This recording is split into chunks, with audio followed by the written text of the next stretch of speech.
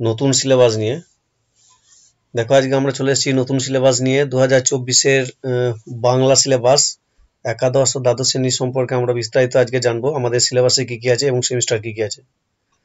দেখো লেখা আছে প্রথমে West Bengal Council of High Secondary Education syllabus for classes 11 and 12 subject Bengali এ।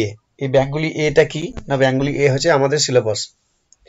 এরপর চলে যাবো আমরা একটু একটু করে প্রশ্নের প্যাটার্ন গুলো দেখবো। দেখো এখানে স্ক্রিনে দেখা যাচ্ছে প্রথমে লেখা আছে ক্লাস 11, লেখা আছে সেমিস্টার 1। তাহলে আমাদের টোটাল সেমিস্টার ক্লাস 11 হবে কটা না, দুটো, সেমিস্টার 1 সেমিস্টার 2। তাহলে সেমিস্টার 1 এর মধ্যে কি কি আছে দেখি। সাবজেক্ট বেঙ্গলি এ, বেঙ্গলি লেখা আছে, ফুল মার্কস 40 অর্থাৎ এমসিকিউ। ফার্স্ট সেমিস্টারে যে প্রশ্নের প্যাটার্ন হবে সেটা হবে এমসিকিউ, ঠিক আছে। আর পরীক্ষাটা হবে আমাদের টোটাল, এটা এটা একটু ভুল আছে, ঠিক আছে, 90 হাওয়ার্স লেখা আছে, এটা হবে 90 মিনিট। যাই হোক, course code is a theory. যাই হোক, এমসিকিউ টাইপ কোশ্চেন থাকবে।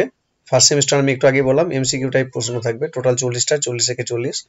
গল্প থেকে থাকবে আমাদের 8 নাম্বার, প্রবন্ধ থেকে থাকবে আমাদের 5 নাম্বার, কবিতা থেকে থাকবে আমাদের 7 নাম্বার, আন্তর্জাতিক ভারতীয় গল্প ভারতীয় কবিতা থেকে থাকবে 5 নম্বর, ভাষা তত্ত্ব যেটাকে আমরা ভাষা বলি সেখান থেকে থাকবে 10 নম্বর, আর বাংলা শিল্প সাহিত্য সংস্কৃতি ইতিহাস থাকবে আমাদের 5 নম্বর। তাহলে চলো আমরা ফার্স্ট সেমিস্টারে আমাদের দেখি কি কি আছে। এটা হচ্ছে ক্লাস 11 এর সেকেন্ড সেমিস্টারে একই কথা, ফুল মার্কস 40 নাম্বার, ঠিক আছে, 60 মিনিটের পরীক্ষা হবে, ঠিক আছে। এখানে থাকবে এসএ কিউ এবং এলএ কিউ টাইপ কোশ্চেন, অর্থাৎ বড় প্রশ্ন এবং এসএ কিউ মিলিয়ে থাকবে।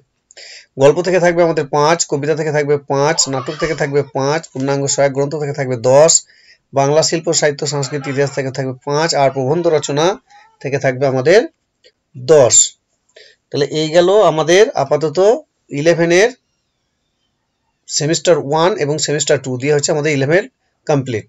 এটা প্রশ্নের প্যাটার্ন গেল, কেমন কি হবে কি আসবে। এরপর চলে আসবে আমাদের প্রজেক্ট 11 যেগুলো প্রজেক্ট করতে হবে। যাই হোক, এবার চলে আসবো আমরা ডাইরেক্ট আমাদের সিলেবাসের মধ্যে কি কি আছে জানবো আমরা। তাহলে বাংলা একাদশ শ্রেণী সেমিস্টার 1 এ পূর্ণাঙ্গ মান 40, এগুলো সব এমসিকিউ পড়তে হবে, এখান থেকে কোনো বড় প্রশ্ন তোমাদের আসবে না। গল্পের মধ্যে পড়তে হবে পুঁইমাচা বিভূতিভূষণ বন্দ্যোপাধ্যায়, তারপরে পড়তে হবে প্রবন্ধের মধ্যে রয়েছে বিড়াল বঙ্কিমচন্দ্র চট্টোপাধ্যায়, যেটা ফার্স্ট ইয়ারে আপাতত ছিল। এরপর পড়তে হবে কবিতা ঈশ্বরচন্দ্র বিদ্যাসাগর মাইকেল মধুসূদন দত্ত, এটাও ছিল ফার্স্ট ইয়ারে। সাম্যবাদী পড়তে হবে আমাদের কাজী নজরুল ইসলাম। এরপর পড়তে হবে আন্তর্জাতিক গল্পের মধ্যে আছে বিশাল ডানাওয়ালা এক থুতরে বুড়ো, এটাও আমাদের ক্লাস 11 ছিল ওল্ড সিলেবাসে, তোমাদের ক্ষেত্রেও সে একই কথা করা হয়েছে। লেখক হচ্ছেন গাব্রিয়েল গার্সিয়া মার্কেজ, অনুবাদ করেছেন মানবেন্দ্র বন্দ্যোপাধ্যায়। এরপর পড়তে হবে আমাদের ভারতীয় কবিতার মধ্যে আমাদেরকে পড়তে হচ্ছে চরণ কবি, ওখানে ছিল আমাদের শিক্ষা সার্কাস, এখানে নতুন সিলেবাসে দেওয়া হয়েছে চরণ কবি, ঠিক আছে। ভাড়া রাও, অনুবাদ হচ্ছেন শঙ্খ ঘোষ। এরপর পড়তে হবে আমাদের ভাষা পরিবার বা ভাষা তত্ত্ব থেকে আমাদের পড়তে হবে বিশ্বের ভাষা ও ভাষা পরিবার। তারপরে পড়তে হবে বাংলা ভাষার উদ্ভব ও ক্রমবিকাশ, তারপরে ভারতে প্রচলিত ভাষা পরিবার, তারপরে পড়তে হবে বাংলা ভাষার বৈচিত্র্য, এগুলো পড়তে হবে।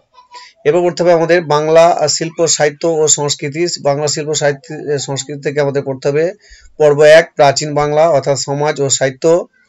দ্বিতীয় পর্বের মধ্যে পড়তে হবে আমাদেরকে মধ্যযুগের বাংলা সমাজ ও সাহিত্যের প্রধান ধারা।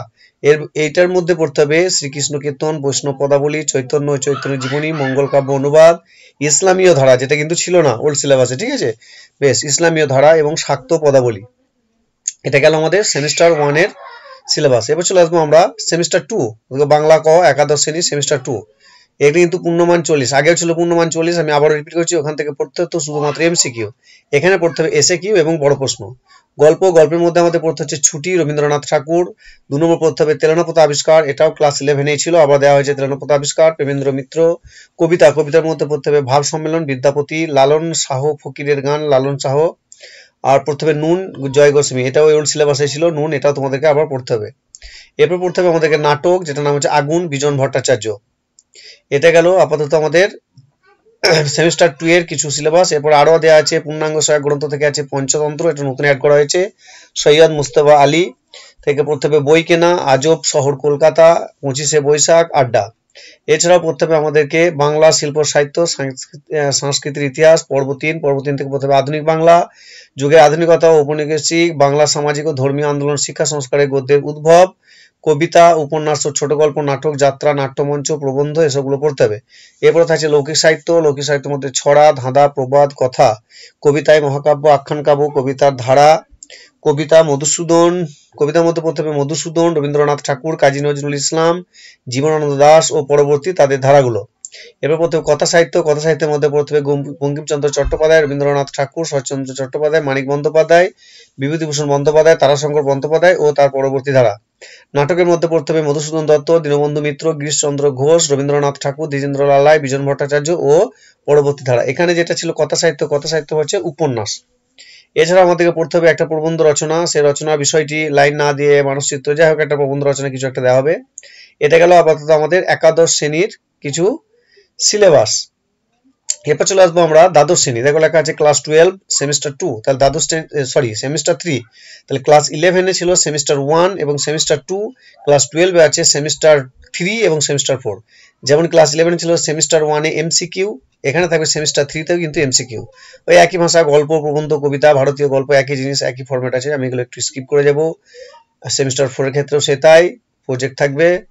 এরপর চলে আসছি আমরা একদম আমাদের সিলেবাস। তাহলে সেমিস্টার 3 তে আমি রিপিট করি, এখানে যে পূর্ণমান 40 দেওয়া আছে, এখান থেকে কোনো বড় প্রশ্ন বা এসকিউ পড়তে হবে না, এখানেও পড়তে হবে আমাদের শুধুমাত্র এমসিকিউ।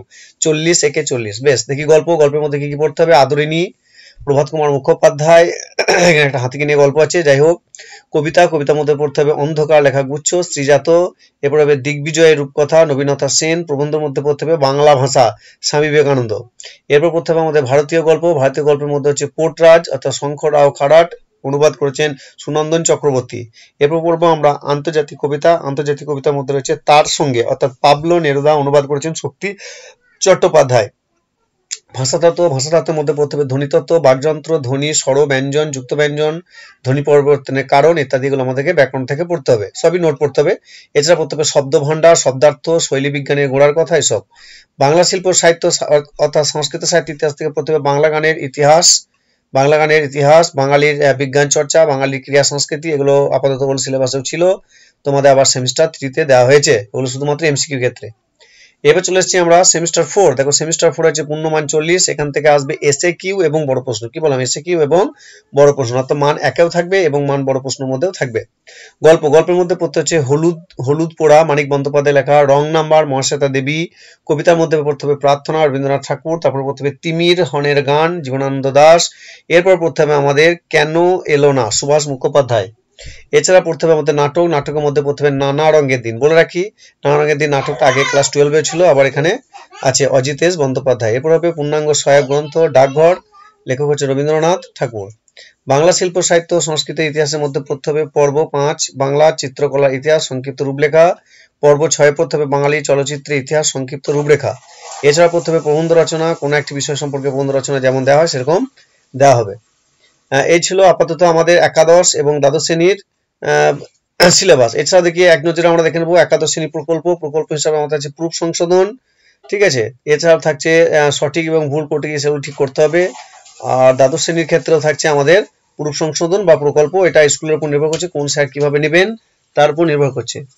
তাহলে এই ছিল আপাতত আমাদের একাদশ এবং দ্বাদশ শ্রেণীর সিলেবাস এবং সিলেবাসের মধ্যে কি কি আছে এবং প্রশ্নের প্যাটার্ন। আজকের মতো এই পর্যন্ত, ভালো থেকো, বাই বাই।